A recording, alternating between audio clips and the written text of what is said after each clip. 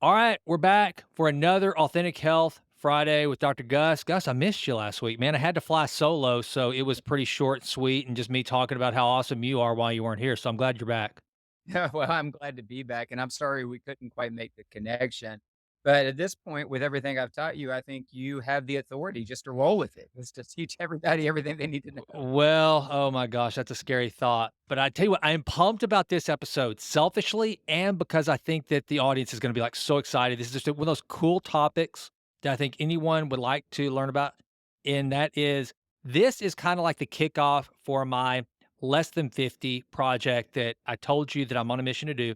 And so the audience knows I came up with this big cockamamie idea that since I'm 48 now, actually 48 and a half, I want to push off turning 50 as long as possible. Now, the day I can't stop time. I can't, and I can't, although I can't go full blown Benjamin Button, there are some things I can do to slow the aging process. And even though chronologically there's no stopping me turning 50, biologically, which I think is much more important, I want to try to halt and potentially reverse that process as much as possible. So I called on the expertise of my buddy, the exalted and beloved one, Dr. David Augustus. See, you said it, just kidding. That's what his name, folks. His name is David Augustus Vickery. And so, beloved, exalted one is what that actually means. So, I mean, I had to go big time.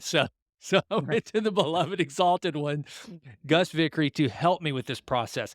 And in that, I called up his his nurse, Courtney. If Courtney's listening, hello, thank you for all your wonderful help being Gus's right hand there at the clinic. And I said, send me the test kits, let's do this. And I got this 2 boxes of kits, testing kits with a lot of vials. You need a lot of blood from me, but you also need a stool sample, some urine sample. It's pretty intimidating, Gus, I'll be honest with you. I know. Yeah. I understand. I've walked hundreds, and if not thousands, of people through this now, and I've heard the comments. Oh, well, And thing I do to myself every year. well, God bless you, my brother. I'm ready to do it. And so what I thought I would do for you, the Jason Wright Show, Authentic Health Friday audience, I would just kind of walk through these different kits and let Gus not only tell you what the kits are going to be measuring, what we're going to be finding out. We're going to go through a little report on someone's epigenetic test so that you can see kind of what that is, because that's the cool one to me, to be able to really kind of go in and look at what your DNA is showing and how you can start to make some changes to your body to correct or enhance some things, and let you know how I am going to start this process of staying biologically under 50 for as long as possible, but then also revert back to some of the previous episodes to tie this all together, because as Gus has said and I have said on this show, we're trying, this is all building blocks. It's a foundation with the gut built forward. And now we're going to talk about when we look at these things, so that you've got to see where you are before you can ever get to where you want to go. And so that's what this process is going to be. And so Gus is going to walk us through some things to say, okay, this is why we're measuring this, and here's how we're going to address whatever we might find. So with that, I thought we would just go into the tests first, Gus, and just show everybody. If you're watching on the YouTube channel, I'm going to hold the boxes up. I will. I can put links into the show notes, right, Gus? We got that for them. Okay, I'll put links to the test kit so that you guys can check them out if you want to go through this. I think everyone should. And let's just get this party started. All right. So, do you have a preference as to which kit that I start with, Gus? No, I don't. I do want to just briefly just point people to the fact that when what we're teaching through these podcasts, through case studies and going through examples like this, um, we would encourage everybody who can to get their data. And there's a Yeah. reason we're doing this and showing this data because there's all these individual nuanced findings that really do impact whether you take this supplement or not, or whether you make this modification in your environment. But if for some reason this isn't accessible to you, good health is still accessible to you. Your health span is still something that you can be empowered over if you take the fundamentals that we teach through these lessons and you just decide you're going to apply regarding what you do to your environment. What do you do with your nutrition? What do you do with your rest? What do you do with your breath? And we've got a long ways to go because this is gonna be a continual process. How do you support your body and its nutrient needs, your gut health? Your body will take you where you wanna go. It's not like if you can't afford a lot of the tests and going through a process like this, that somehow the end result that Jason is seeking isn't available to you. It is still available to you, and we're doing these podcasts so that those of you who might not have access to these resources will be able to get the same result. Absolutely. Absolutely. All right. So let's start here. This is from Vibrant Wellness. That's who your partner is on this stuff, Doc. And I've got the good old urine collection kit, which I think is the easiest, most non invasive of all of the kits. But then I've also got a stool collection kit. So let me show everybody what this looks like. If you're watching, it comes in a little box like, terrible at this, comes in a box like this. I haven't even taken these out of the box yet. Here is my this is the one I'm sure everybody's gonna be curious about that'll probably get people watching. This is the stool sample kit. I've got these 2 little, whatever you call containers here, look like little pill bottles, and then I guess this is gonna go over my toilet. That's where I collect the sample. Is that right? I mean, Yeah. there's no really soft way to put this stuff, folks. I mean, Yeah. that's where I collect the stuff, the goods, and then somehow I'm gonna get it in these, and I'm gonna They send my they have little spoons attached to the tops when you pull okay. them. Yeah. So I'm gonna send little spoonfuls of poop to my good buddy, Dr. Gus, You the need to do exalted one. a rat scan that are good Ex- at that. there you go. And then I'm gonna, in here, this is the other box for the urine sample, which that's probably pretty self-explanatory. Yep, just a little cup, a little deal there, a little to send that off. Okay, so We had for you the non-invasive test, but actually just for you, I was gonna send a nurse to do a Foley catheter so oh gosh. we can get your urine that way. I thought you'd really appreciate the extra. Do you know who invented the catheter? You probably know this. I don't know that I do. Benjamin Franklin. Now, if not the very first catheter, one of the early ones, and it was made out of, it made out of metal. It was like made out of steel. Yeah, yeah. Wow. So Oh, good for him. Good on him, right? Like for yeah, having the idea that I would have thought the cathode that maybe he came up with the cathode, but I wouldn't have known that he came up with the catheter. yeah. You know the American Renaissance man himself, Ben Franklin. So okay, so Doc, let's talk about my urine and my poop. What are we going to find out from these screenings? Yeah, so these are just a couple of several tests that Jason will be doing.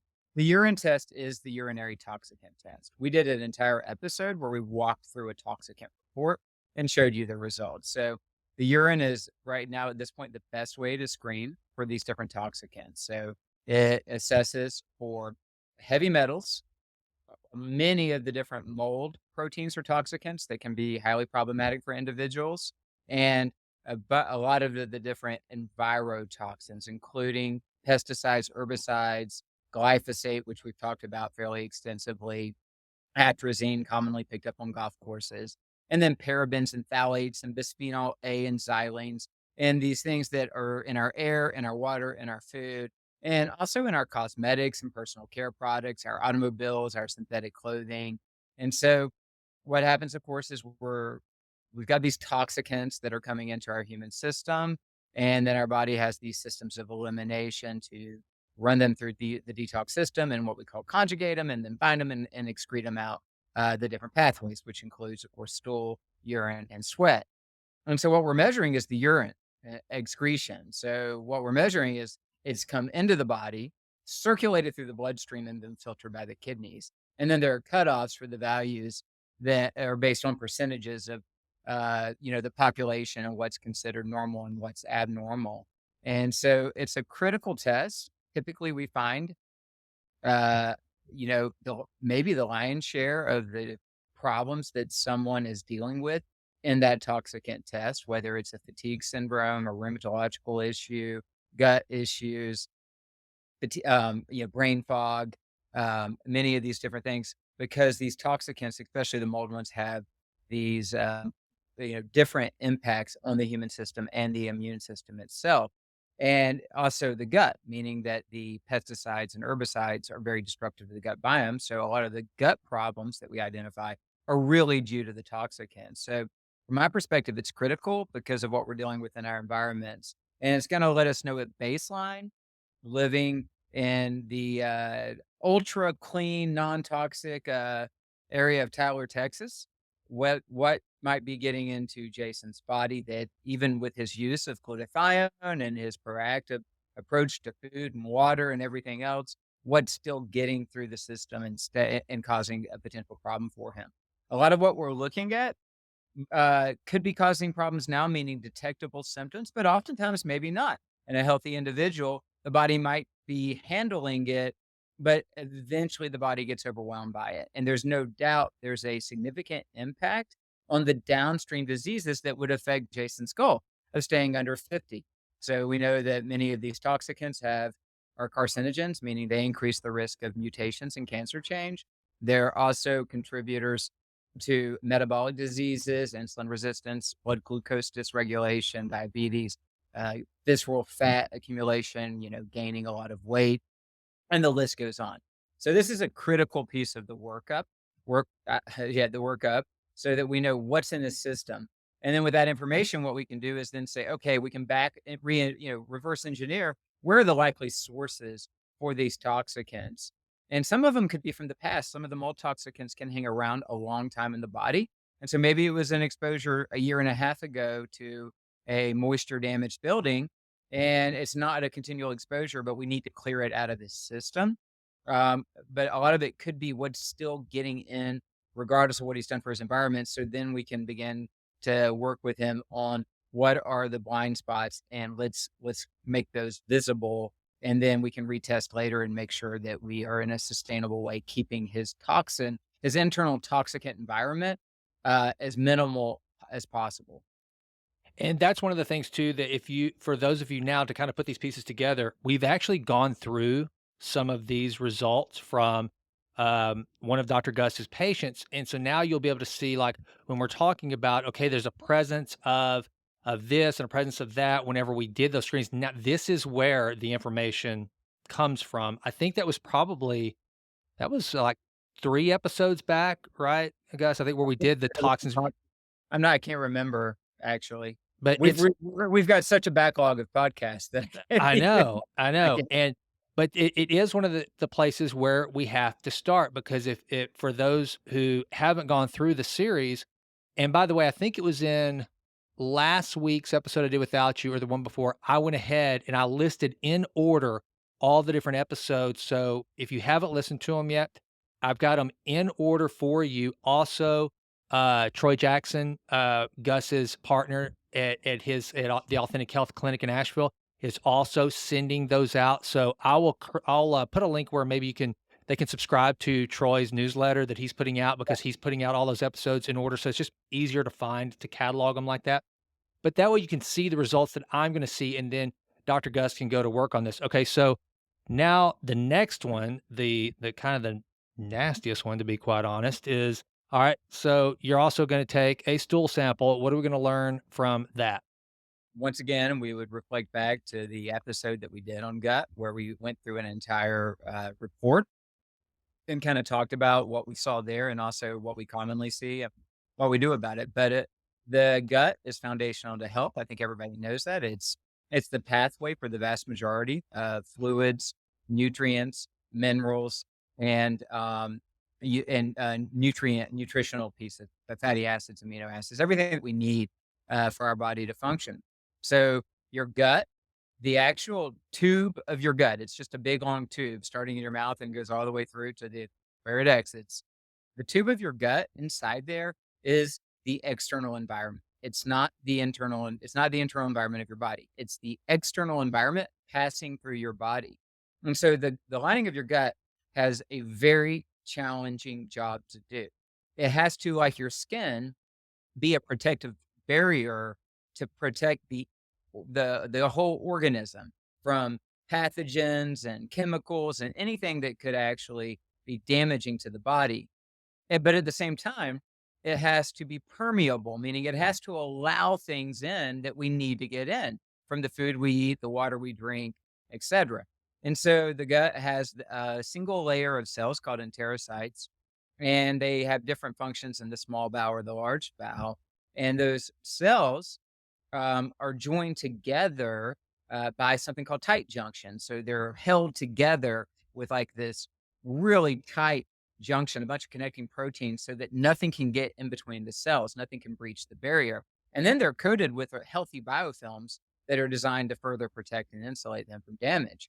And as because of both one changes of aging and different things that get into our historically pathogens like parasites and viruses and fungi, those were the things that would cause a lot of gut problems, and then potentially toxins that could have been in some food like wild berries or bitter leaves or something like that that could have been problematic. Now it's those possibly those things, but it's a lot of the toxicants that we just discussed that are coming in.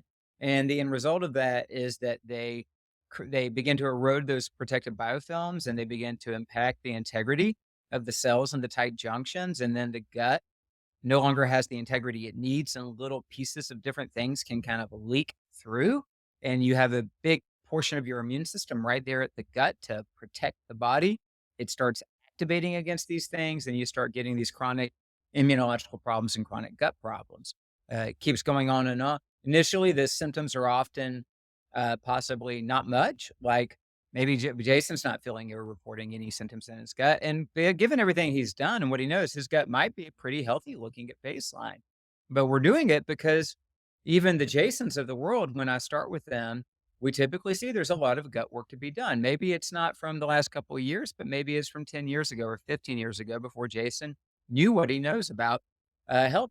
And then for a lot of individuals, maybe they've, really cleaned up their health picture, but they had a long-standing history of taking a lot of antibiotics for recurring infections, or taking steroids or anti-inflammatories or different types of stomach acid suppressing medications. Well, those things are gonna have created a change in the gut ecosystem that will persist long term unless it gets fixed.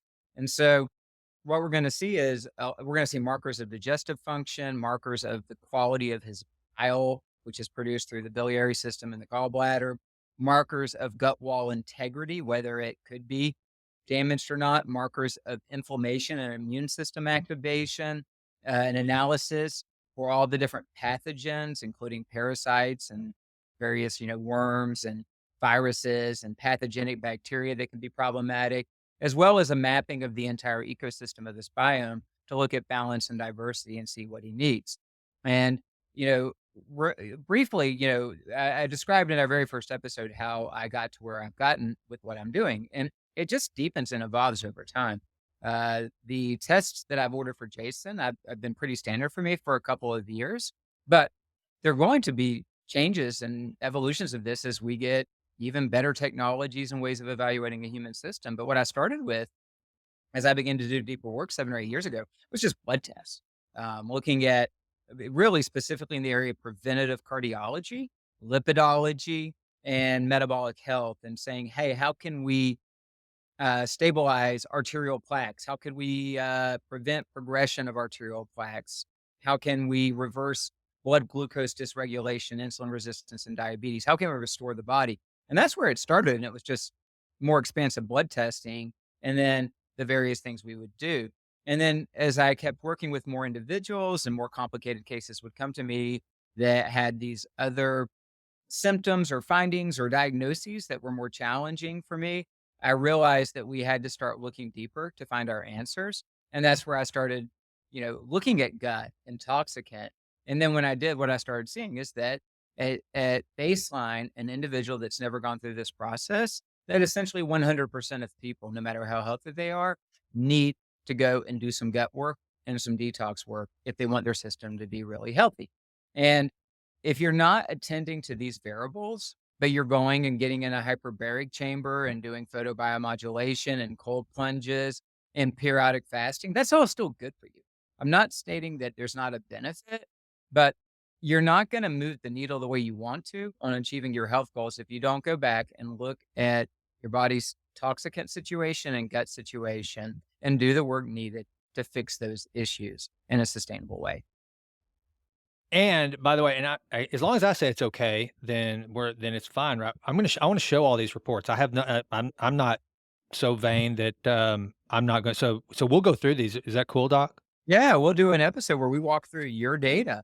Yeah. And then it'll be great because at some point we'll do the follow-up data and we'll show how the protocols work. Yeah, yeah, and that's what I want this to be for you guys. Is like as I go through this whole less than 50 process with Gus, is I want to show you guys the journey. I want you to. I want to show. I'll show you everything I'm doing physically, nutritionally, whatever. And I'm a very teachable, coachable student, and so whatever Gus tells me or advises, that's what I'm going to do. If I need to up my fasting a little bit, if I need to add something to my diet, whatever, I am going to do that. So okay, now the next one I have here is the Prodrome scan. This one. Yeah. This Yes. This is pretty simple. This is just I'm just gonna get a vial of blood for this, right? Yeah. When you go for your blood test, which will Okay. be there are certain kits you don't have in your hands. There are orders that we send straight to the lab for Okay. blood tests.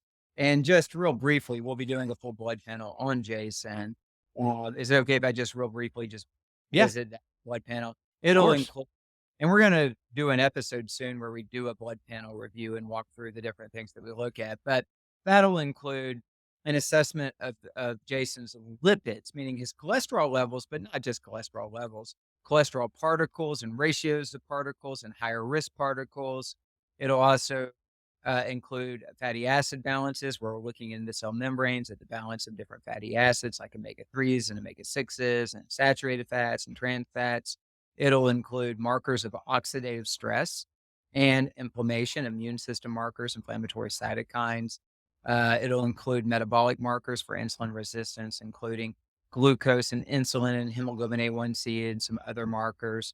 There are markers of how well are the cells functioning, markers of certain cycles like methylation called homocysteine, ferritin. So, and then hormones, of course, as well. So we'll be looking at growth hormone and adrenal hormones and thyroid hormones and reproductive hormones. So that's a full blood panel that he'll have drawn. When he has it drawn, they'll also draw the tube for this prodrome kit. Now, this prodrome kit is an example of the evolution of my model because this is a test that I've just been adding in, and I haven't. It adds some cost, so I haven't necessarily told everybody that they have to do it. I recommend most people do it, and for people who've had any kind of chronic illness, I do recommend it. This is a test that my researcher friend, Dr. Diane Goodenow, who will be getting into some of his stuff because of how foundationally important it is for preventing many different diseases of aging, but especially brain atrophy, loss of brain matter, and different forms of dementia. Um, but he came up with this test as a way of looking in a more precise way at balances of fatty acids and particular nutrients like choline and phospholipids and the different phospholipids, and being able to measure those precisely and then looking at the ratios and seeing how do they correspond to, are the cell membranes throughout the body, but also in the brain healthy? Are they healthy? Are they functioning normally? Including the mitochondrial membranes, which are critical. And you can look at that profile and you can tell whether or not that person is in a state where cell function is basically dysfunctional. The energy synthesis pathways are not working well, and so you don't have mitochondrial efficiency, so you're going to be tired. You're going to have a hard time, pushing through or pushing into a deeper workout or something of that sort. Is there ongoing oxidative stress and damage to the cell that's likely affecting membranes? It gets really deep. And when he gets his data, we'll be doing a special episode on that test because it'll allow me to introduce aspects of fatty acids that are so critical to how we age that have just not been understood until more recently, thanks to Dr. Goodenough. Um, so that test is going to look at those markers and tell us what do we need to do for Jason to support cell function and mitochondrial function, but especially membrane health, and whether or not he needs to be on supplemental doses of precursors to something called plasmalogens. Y'all don't have to remember all this for now, but this is so important for your future brain and your child's brain that we're going to do a whole episode and we will get a little deep in that because this is critical to know about. And it's something that everybody can do the intervention. They can start to protect their body. So that is that kit, and that one's gonna be a fascinating review because the truth is that I'm been through the entire course, to understand interpretation, but I'm just beginning to really interpret this data in light of all the other data. Because when I'm looking at these data sets, I'm not just looking at the individual data pieces. We want someone to get all this data done in relatively proximal fashion, meaning within the same week. Because what we want to know is what does the blood work look like? Immune system, metabolics, oxidative stress markers, lipids, arterial health, hormones in the setting of this toxicant environment, in the setting of this gut health, in the setting of this membrane mitochondrial performance. Because the more of that we put together, the more lenses that we use to look at the human system, the closer we get to an accurate model, a more precise model. Because, backing up for a moment, your human system is an infinitely, and I mean infinitely complex flux system, meaning there's constant flux, constant change. And when we're doing tests like this, we're essentially taking a picture, a snapshot of a flux system, right? The only way to really know the story of a flux system is to record a movie, as long a movie as you can, where you can watch it play out over time. The best we've got right now are snapshots, but they're good snapshots. The more snapshots we can take from different vantage points at the same moment in time, the better we will be at creating a correct interpretation of what's going on with this infinitely complex system. And the good news is that it works. It appears that with these limited views that we can get, that when we take the right actions, that the body begins to repair itself and restore back to a more normal state or optimal state of function. So that test will be really interesting because you guys will be watching me not only help Jason understand it and hopefully help you guys understand it, but you'll also be watching me working through my own learning process because I'll be gaining hopefully greater competency in it in the days to come as I do more and more of them and integrate it to the other data. Well, very good. I'm glad to be your guinea pig, Dr. Gus. No, no, Yeah, no worries if I there. get it wrong, Jason, then don't get mad at me. Perfect. Tell you Now that here, you need of daily enemas to oh yeah, no, Oh, yeah, no, I know. yeah, I'm no, just a daily enema and a catheter, sample yeah. extraction. All right, now this is the cool one. This to me is the sexiest of the kits, which is the True Diagnostic, the epigenetic company. And before we even get into this kit, which just so that folks can see, it's also just I'm going to give a sample of blood. See, get that? That's Mhm. all it is. It's just going to be a vial of blood that I'm going to send off. Now, before we even get into it, Gus, just I never, like I've said before, I never want to assume everyone knows all the terminology. And for those of you who it's just second nature for you, I'm not trying to dumb it down too far. I just want this to be, I want to cast as large of a net as possible. So just give a brief description of what do we mean by epigenetics? And 2, for those of you who if for someone out there that when they've heard a little bit about epigenetics and what it is, and they hear genetics and they know DNA, and they think, "Oh my gosh, can I actually change my DNA?" Which, no, you can't do that. But there are some things that your DNA, it has unique to it that we can make some tweaks to it. So let's just start from that standpoint. High level, what is epigenetics? And then drill down to how important this little baby is going to be to guiding me on my path to staying under 50, Gus. Absolutely. So, one, I wanna be clear. We're we're in our infancy of applying genetic reports and epigenetic age markers to a clinical model. This is totally in its infancy.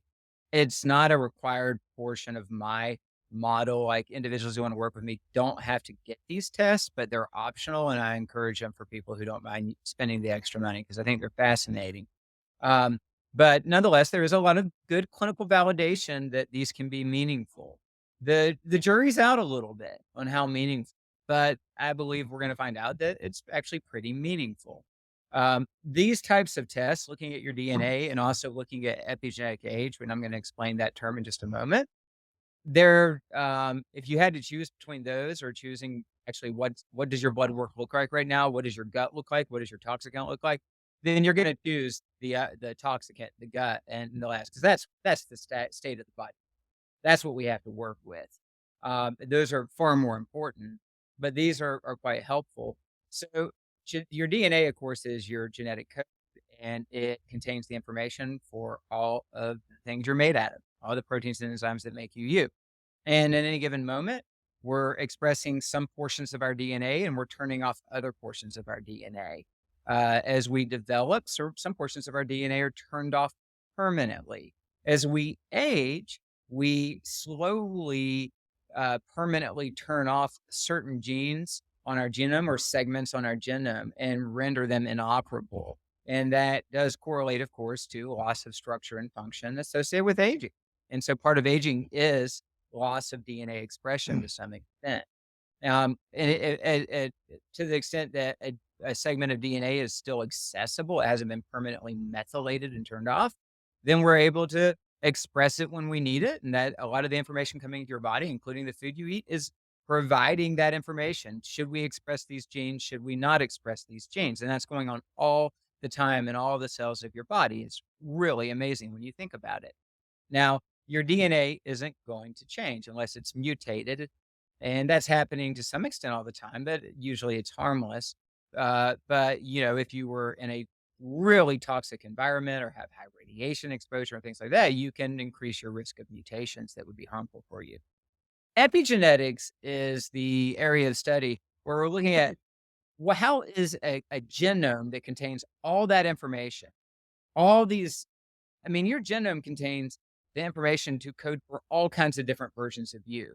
A Throughout up until your end of your growth phase, a taller version of you or a less tall version of you, depending on the information it had during your growth phase and puberty. Okay. A bigger, more body fat type of you or a leaner version of you, a fitter version of you or a less fit version of you.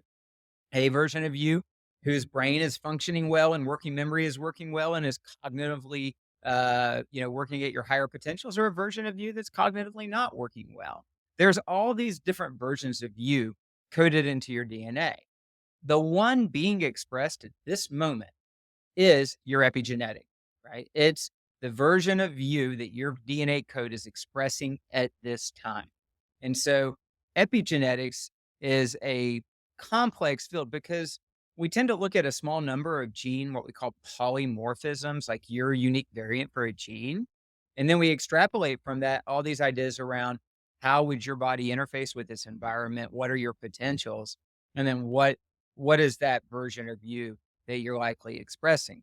There's very few things that you can look at one gene polymorphism and say anything meaningful about. So you really have to look at sequences of genes that work together in conjunction to create the genetic expression. So you don't look at epigenetics independent of gut, toxicant, blood work, hormones, and everything else. It's all one picture. So what epigenetic age testing is a way of trying to ascertain your biological age, which is a made up term. I want to be clear. There's no scientist that says there's such a thing as biological age, but it's a useful term for the point of this conversation. Your biological age would be how as compared to a chronicle, like let's just say an average individual is going to be between 0 to 80 years of age. That's their lifespan. How does your current biological age correspond to that chronological age? Are you 60 going on 41 biologically? Or are you 40 going on 61 biologically? That's what we're attempting to do with epigenetic age testing. And we're looking at several variables. One is calculations based off of something called the Horvath clock. The doctor won the Nobel Prize for elucidating this science around DNA methylation and how we can look at it through that lens and identify kind of what your biological age is, what you're, compared to, say, your chronological age. So that's one lens to look at it. And the other is your telomeres, which are the end caps on your chromosomes. So these are little repeating units of nucleotides. Nucleotides are what make up your DNA, the 4 basic nucleotides. And these are just repeating units that don't code for information as far as we know. And it was figured out like that they're basically like the shoelace caps at the end of a shoelace. they are playing a protective role on your chromosomes. So your chromosomes are constantly undergoing, they have to split apart and then be copied and then rejoin. And so this continual process and damage can occur, and these protective end caps kind of help protect the chromosomes. Now, as they shorten in length, the more vulnerable your chromosomes become to being damaged in a way that would cause that cell to stop replicating, to just become what we call senescent, to be of no use anymore. In fact, to potentially be a detriment to your body.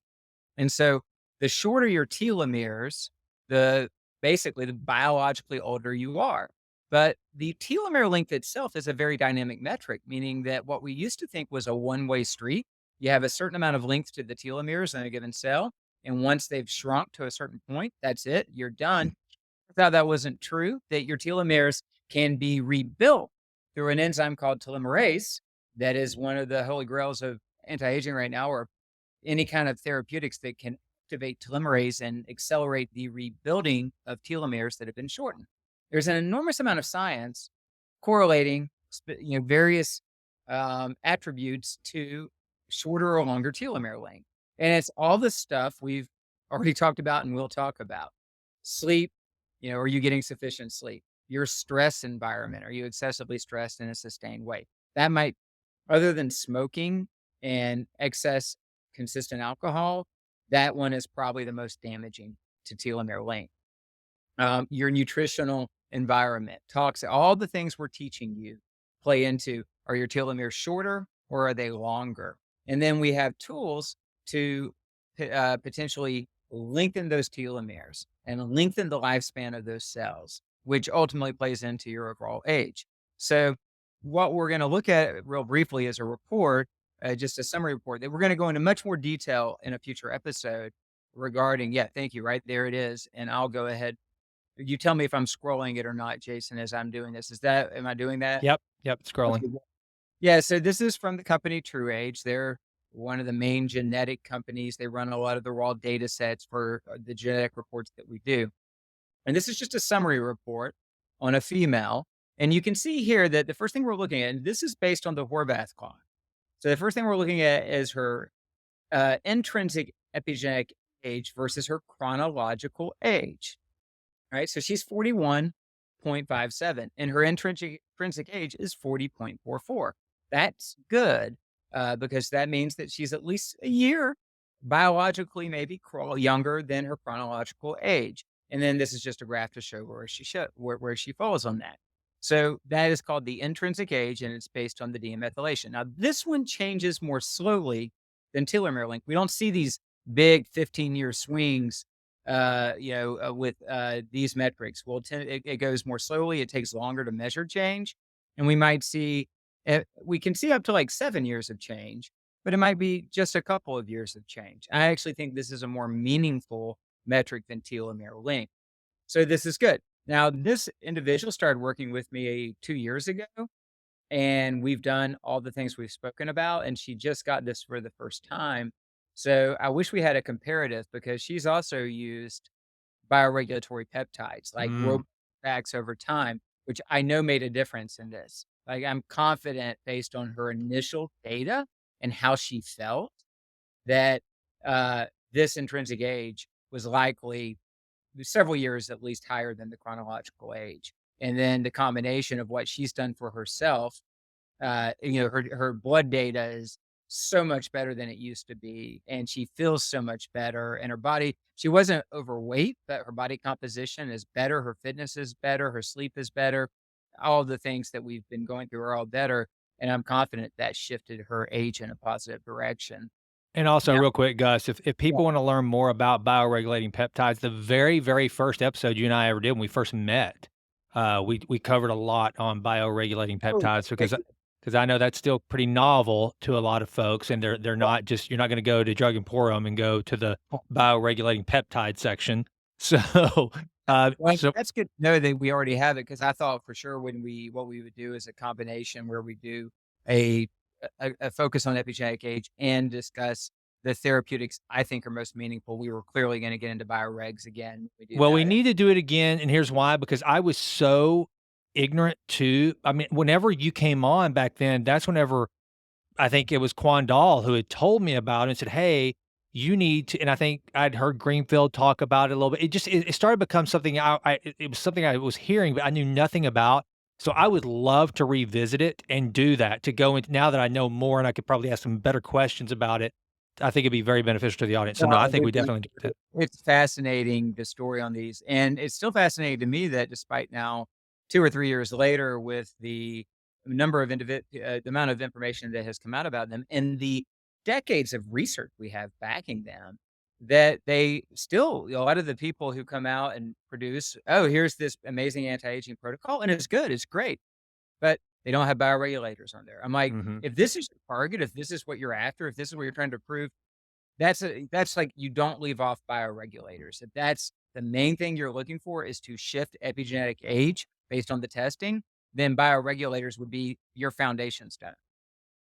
And do you think that we'll, as part of my, I guess once we see all my tests, then I might end up on a bioregulating peptide stack, right?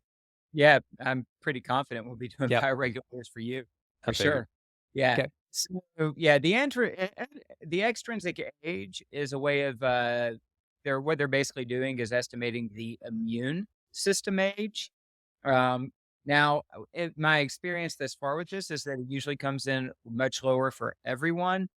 I'm true age would beg to differ. I'm not as confident in this metric, but I do tend to see correlations, meaning that individuals like this person that we're looking at, who has not only used bioregulators but also immune support peptides and done all the work she does, I'm not surprised that she would have a younger immune That's system. awesome. 34.27 versus a chronological of 41.57. Wow. Yeah, actually, here I'm gonna have to, like, boast on my own data, which I, had prior data. My extrinsic epigenetic age, if I'm getting this right, so I'm 53. I think it was from when I was 52. It was like 40-year-old. It was Wow. much, much younger. So I was pleased, especially when we were in the hotbed of COVID and the health of your immune system was just kind of instrumental. Is this Mhm. virus for you or not? To know my immune system is likely highly responsive and capable of managing something like a COVID. Yep, yep. Yeah, so this was good. And then the metric I like a lot because it's something we can monitor over time and we can actually see change in this more quickly is this. This is the pace of aging metric, right? So there's a scale. Now, the idea, of course, is to take someone who's 40 and get at least their rate of aging under 1. Now, you can see the scale over here. It Mhm. goes from zero point 0.6, which is the lowest pace of aging that's ever been measured in an individual. So that's, as far as we know, the bottom that you can get to, up to the height, 1.4. Now, once you're over the age of 30, your pace of aging just naturally is going to begin to creep up over 1 Mhm. because as we get older, our aging accelerates. And when we're younger, it goes slower. And we know that. So, we would just assume that a 41-year-old, if she just got randomly tested and had never done anything for her health other than just live a normal life, is going to be over 1. I really wish I had a prior metric on her because I know this looks different than what it would have looked like based on her initial evaluation and how it looks now. But she has an amazing pace of aging for a 41-year-old, 0.74. So if this is truly a meaningful approximation of pace of aging, and I think it's reasonable to say it's got, some association there. Then right now, for every calendar year she ages 12 months, she's actually only aging 74% of Which her. this is so cool. This is my favorite. This is one I know though that I would totally obsess over. Like Yeah, that number's gonna that number's I'm gonna have to really, yeah, that number's gonna drive me bonkers because this is kind of too Brian Johnson, the blueprint guy that's spending. And by the way, folks, just so you know, one of the things I'm doing, I love what Brian Johnson's doing. It's so fun to watch him in the blueprint, but he'll tell you he's spending like $2 million+ on slowing this very value right here, his pace of aging. And what Gus and I are wanting to do, everything we do is to try to bring the highest value to the most people. there's no way I could go blow 2 million bucks on staying below 50. And so that's why I partnered with Gus to try to figure out how can we do some of the tests and try to do some of the epigenetic structuring so that I can keep that number low and then share that data with you guys and allow you to pick and choose as it's available to you. But that number right there is the one that Brian Johnson is truly attacking, is to try to slow the pace. It's not about, yeah, obviously it'd be cool to start reversing that below the, the point 0.6 or whatever. I mean, that's kind of, I don't even know, does it even measure that, Gus? Does it go Well, below I it? don't know. I guess it would be tagged against the bottom if we could start breaking the scale with, some All right. protocol. That So would be here's what aw we're gonna do. That's our goal, baby. We're gonna break the scale. that would be awesome. It's the only Well, way I know how to go. yeah, I've had a number of people recently who, after the last year and a half's work, they're coming in at this zero point 0.7 to zero point 0.8 score, and I've been really happy about it. That's awesome. And some of them were, they had still had a intrinsic age. The first one we looked at, that was a few years older than their current age. So one of them is a 60-year-old, and he's like he's not a professional, but on an amateur level, he's like a competitive CrossFit guy and super fit. And he really tries hard to take care of himself. But when he first established with me, his data was really a mess. And he would tell you that it was a real mess. His body was starting to break down. Hormones were suppressed, high inflammation, nutritional deficiencies, even though he had a ton of supplements. Um, and then I just did a recent review with him. I caught up. We did his intensive for a year, and we looked at his blood data, and it's beautiful. It's beautiful data. Everything looks good, and he can tell the difference. And his already awesome body composition is even better at 61. I think he is. He actually, in the last year, he dropped his body. He already was very healthy, and this wasn't my goal for him. He dropped his body fat from 15% to 12%. So he dropped 8 pounds of Wow. fat, and he Wow. added 3 pounds of lean mass to his body. That's in a 60-year-old That's who, awesome. That's yeah, big who's time. not using, like, high dose anabolic steroids or doing any of this. I mean, just using really a pretty basic protocol and Mhm. some of the tools that I've used for him. He's not even used by regulators. Um, but what I liked is that you could look at his intrinsic age and telomere length and see, well, it's probably a lot better than it was, but we've still got a journey. But his pace of aging was also like zero point 0.8. So Wow. we know we've already slowed the clock down on a clock that at some point was clearly accelerated. And so I Wow. love seeing that kind of stuff. And yeah, Jason, this to me, for the people who will actually invest in the extra cost, you look at it again in 6 months, mostly for this pace of aging, because then we can really say, hey, was the investment in bioregulatory peptides, do we see a meaningful shift in pace of aging? Or maybe something else that we decided to invest in, a higher dollar mitochondrial support supplement. And it's maybe one of the few things we added. And then we can look at your pace of aging and say, hey, did it meaningfully change? Was this really helpful for you likely over time? And one of the things that I want to say here too, Gus, is because a lot of people will look at this and go, "So, what are you guys trying to do? Are you trying to live forever or whatever?" And so, and not to speak for you, I'll let you chime in. But like what I look at on this, when I'm 80, I want to stay below that one marker because I want to, as an 80-year-old, have a younger epigenetic age, not because I'm trying to live to 90, but so that when I'm 80, I can do more things. My number's going to be called when my number's going to be called. I'm out whenever my creator says, "Okay, it's time for you to come home." So it's not about trying to create, immortality. It's about, as long as for me personally, as long as I'm here, I want to be as healthy and robust and be able to do as much as possible regardless of my given age. So I think it's important that everything that the audience knows, that everything we're talking about here is not trying to be vampires and live forever, and but it's instead to, as long as we're here, to be able to reduce those marginal years so that whenever we do get to where all of a sudden that score is like, okay, you're on the downhill slide. You're at a 2 and we can't stop it, but you're also 98 years old and boom, you're out in a short period of time. So just I always want to be clear about that. This isn't just some, at least for me, it's not some vain pursuit of how long can I make. I don't want to be here any longer than I have to. I guarantee you. But while I'm here, I want to be as healthy and feel as good and do as much as I possibly can. So Just a Yeah. disclaimer there.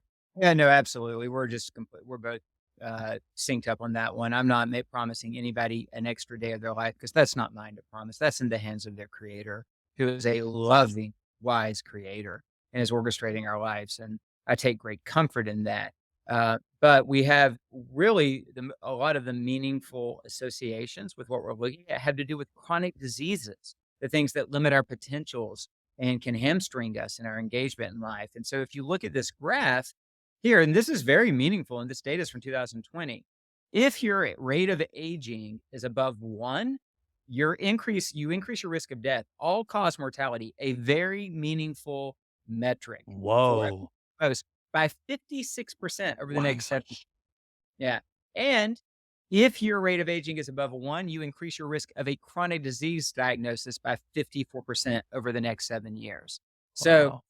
clearly, if you it's baseline, your rate of aging is 1.1, and let's just say that you just take all the information that Jason I've already given you. You don't buy a test. You clean up your environment, your air, your water, your food, your sleep. You start to give your body the amino acids and fatty acids and nutrients it needs. You spend more time outdoor. You do all of that, and your rate of aging goes from 1.1 to 0.9. You just reduced your risk of death over the next 7 years by 56%.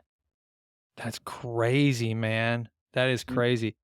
Would you I mean, it's probably a stupid question, but I would love to see Ben Greenfield's just because he goes so over the top, and I know you've worked with Ben, so maybe you've seen some of his numbers. I know because of HIPAA, you can't talk about it probably, but, he's done the stem cells. That dude has done and I've heard him say that something like he's got the epigenetics or whatever of an 18-year-old, You and know, he's I'm sure he has done a podcast where he revealed his I data. got it. Now, when you said I've worked with Ben, I wanna be careful. Yes, I know Ben and he knows me, but we're not buddy-buddy.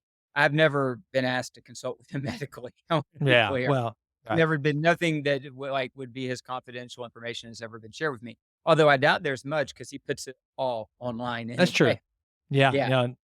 We need to look that up because I gotta believe that of all the human guinea pigs out there, he's and I gotta say this too, though. Here's what I love about Ben, and he's done kind of a he's commented on Brian Johnson, the blueprint guy, and you look at Brian, you look at Ben, and again, no knock on Brian Johnson. I love following his stuff, but if I'm playing kickball, I'm gonna pick Ben Greenfield first. I'm just saying. I mean, whether I'm playing kickball, whether I'm going into a to battle for Sparta or whatever, I think. And Ben does not go that nuts. He does a lot of the stuff we're talking about. He does blood transfusions and goofy stuff like that, and stem cells, but again, I just want this audience to know that the stuff we're talking about here, yes, for September, whatever this is, that this will be running 2023. It's pretty advanced, but I think this is going to look elementary in 4 or 5 years. Yeah, these tools are gonna look like Stone Age tools in the Yep. next decade, and that's exciting to me. Yeah, so, like, I really appreciate that Brian Johnson just created an open source, Hmm. approach to this. I think it's great, it's informative, it's really helpful. I think it advances the cause of understanding this. To your earlier point, he can make that investment, I'm glad he is. Hmm. We're looking at pretty amazing data right here in a 41-year-old woman who spent some money, but nothing close to that. Nowhere even not even in the, like, same measuring stick of what he spent to be able to have data like this. So, no, you don't have to do that. And as regards to, Ben, it's his job to go do those things to Yeah, himself exactly. and catalog the result and share it with everyone else. So I always look at him. I don't know. I know he's got a good heart. I know that, Hmm. from my little bit of time I have spent with him. He's got a good heart, and he really cares about people, and he cares about what he produces for people. But I look at him as like he's the pioneer. He's got to go out to the edges, past the cultivated area, and he's got to go dig around and find stuff, and then experiment on himself and bring it back to us.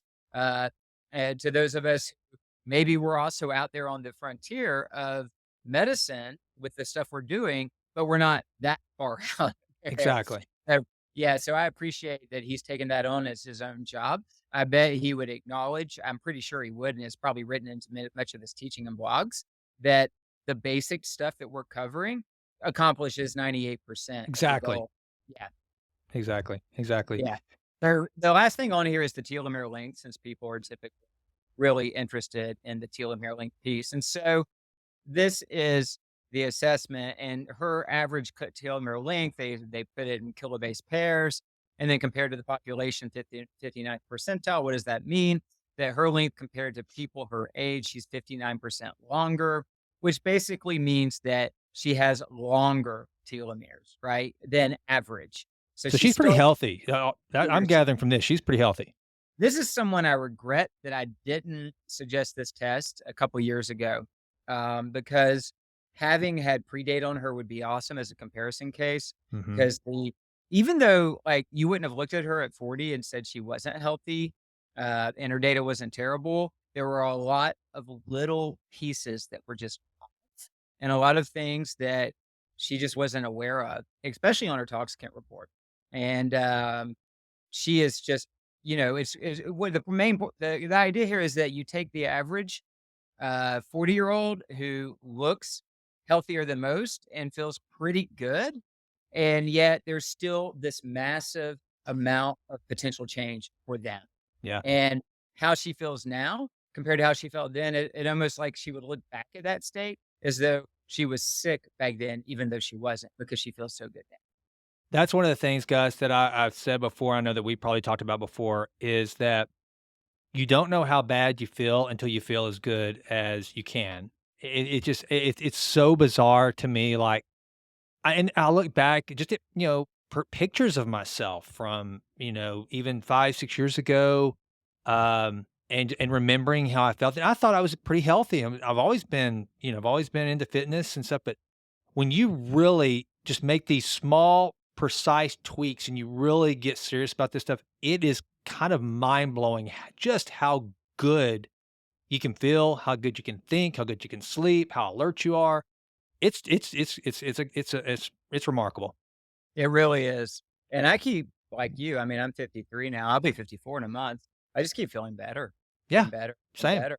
And I will say that some of that's to our pre-conversation. A lot of that has to do with just the deepening of my faith and my spiritual walk. Mhm.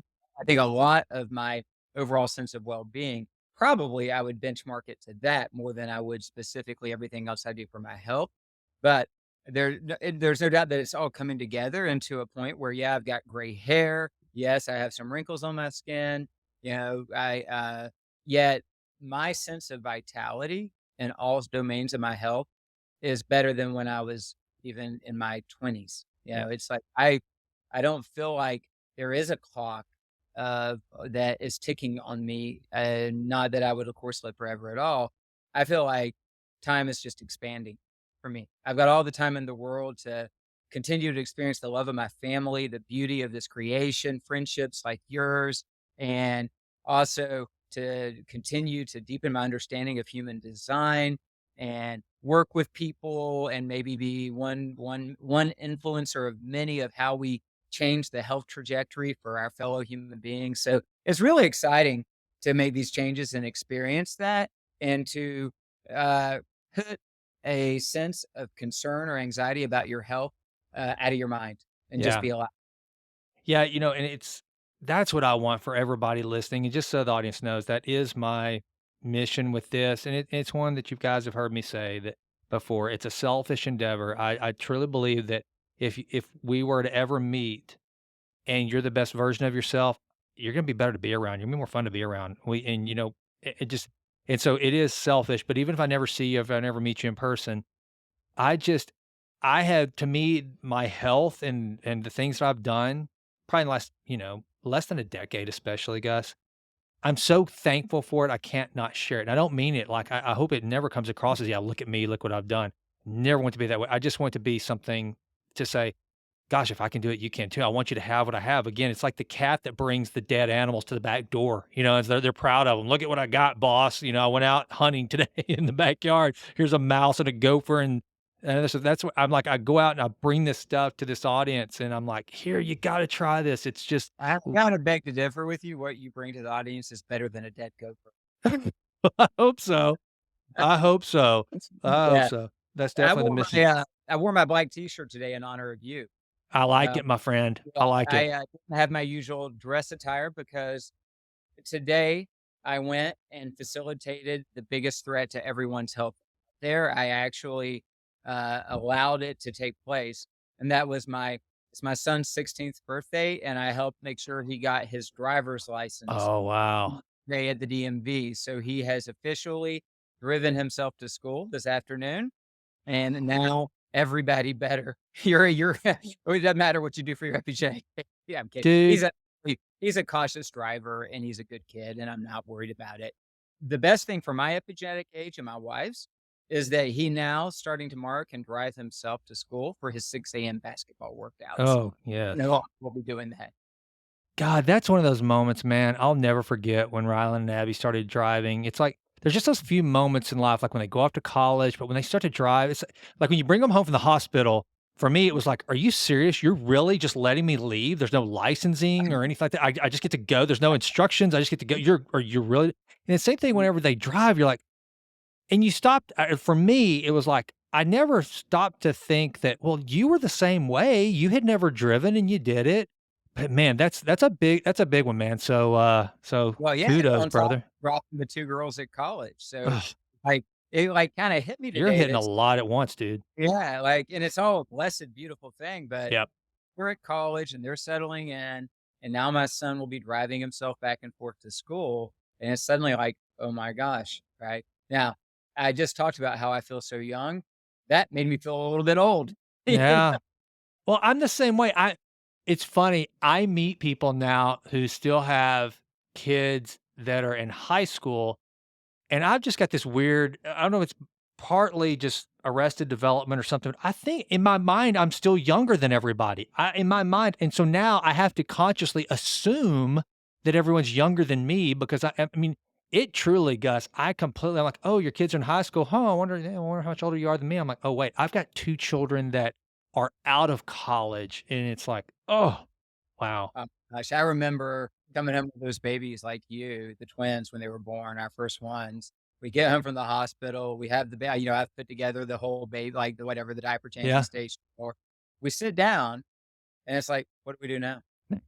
I Like, know. what are we supposed to do? And I'm sitting there thinking, I got these 2 kids, this medical business I've started this recently, and I'm like, I'm not a grown up yet, right? Yeah. Like, Same. I I'm not a grown up. I don't feel like a grown up. How is that, song? Who was that band? How did this happen to me? You know, Yeah. when the Yeah. days go by, let Yeah. Yeah. the Talking Heads. How There you did I go. get Yeah. "Who is this?" When yeah, that's right. Well, I tell you, I'm gonna stay as young as I can for as long as I can. Oh, by the way, I started a new workout in addition to I'm still doing my ladder workout with Ben Greenfield, but I have started the 8 weeks to SEAL Fit, Oh, wow, and yeah. dude, it's pretty tough. The thing is, though, it's putting way more I've told you this is gonna sound so cheesy and douchey, audience, bear with me, but I can add muscle very easily.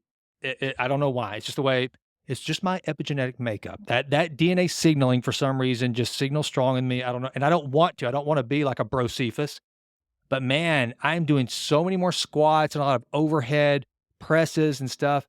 It's pretty cool, man. So till I can save up and get my Catalyst suit that you're using, I started the 8 weeks to SEAL Fit program that Mark Divine developed. And dude, I'm telling you guys, next time you see me, man, I'm getting kind of jacked. I don't want to, but And I know, like, Jason's, like, he gets so big and muscular, it's like grotesque. It's like, oh, Yeah. Oh man.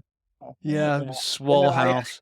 uh, I had that program, and I started it for a couple of weeks, but I have to say I fell off of it. It's hard. It's It's hard. hard, and I was, in no way up ready for it. This was probably 7, 8 years ago, and my life was already kinda crushing me with my levels of responsibility, and there was, like, no way for me to manage it. But I thought it was a great 8-week workout program for sure.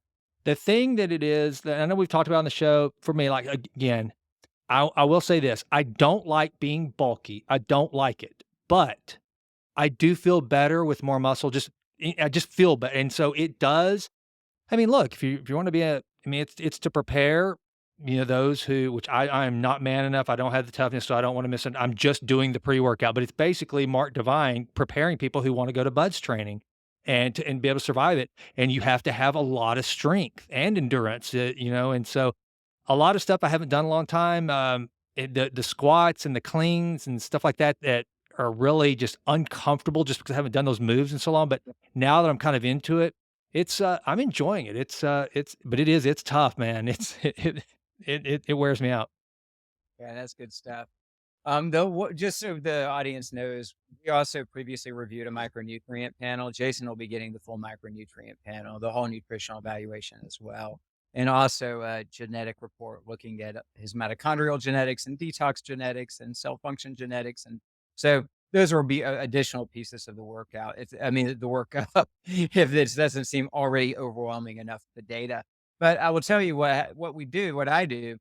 I get in all these data sets. I've got tox and gut and micronutrient and blood and epigenetic age and now mitochondrial membranes and genetics. And I sit down and if I have already like the history, the goals, and I usually have that filled out in a form where I know the person and I know that information.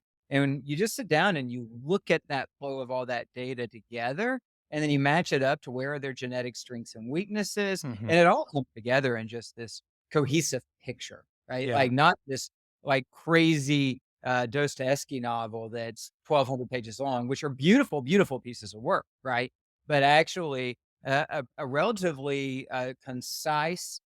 Here is the story of your body right now, and here's what we need to do to take it on its journey. And so it looks like it could be overwhelming, but by the time I've done my integration piece and met with an individual, it's not. It's Yeah. like it becomes understandable, and you're able to kind of see how it explains your own version of your story of health.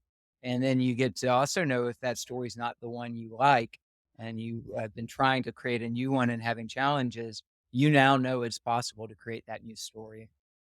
I'm looking forward to it because I'm telling you, like, I'm not vain about what I look like necessarily, like size, stuff like that, but I will fully confess and be transparent with this audience. I am very vain when it comes to my overall health. Like one time somebody asked me if I was on statins and I was like, I was so insulted by that question. Like, why would I be on, do you know who I am? I'm like, I'm serious. I was so conceited and vain about it. So, you will be my brother in Christ to talk me off the ledge and to calm me down and to overcome my vanity if these numbers come back pretty jacked up. And I'm going to share it with the audience. Say, hey, your host, here's where he's, jacked up, but we're gonna fix it. I'm gonna Yeah, well, we gotta hope. I mean, we gotta. You don't want it, but there's gonna be findings, of course. I know. Well, probably it's gonna look pretty good overall comparatively. But I we do. hope. I really actually hope, like most individuals, that your epigenetic age is over 50,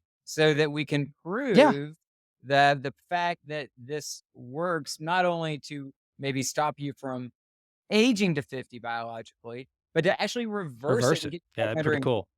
yeah, so I really actually need you to go before you do that epigenetic age test and smoke some cigarettes and Yeah. drink some booze. Do like John Travolta getting ready Yeah, for a role, get all believe fat and then yourself. lose it. Yeah. Let's try to push it up so that Yeah. then we can, like, reverse it. Yeah, exactly, exactly. That sounds like a great idea. Yeah, I would be real fun to yeah, Mrs. Yeah. Wright would love that whenever she already gets on to me about some of my But that could be the biggest influencer of your epigenetic age is the day Mrs. Wright came home and saw you boozing it up and smoking cigarettes. Yeah, she'd be like, "Okay, the wheels have finally come off. I knew they were loose, but they yeah. just finally went flying off."